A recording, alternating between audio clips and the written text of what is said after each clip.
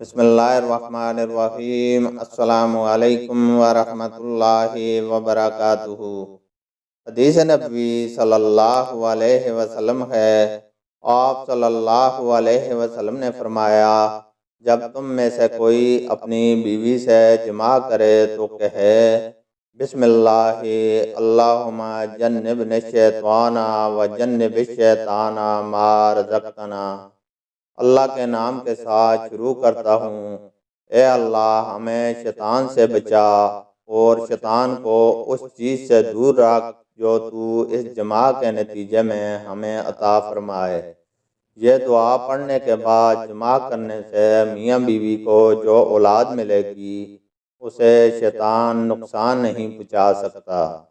اللہ تعالیٰ سے دعا ہے کہ وہ ہمیں قرآن اور حدیث کو سننے، سمجھنے اور اس پر عمل کرنے کی توفیق عطا فرمائے، آمین۔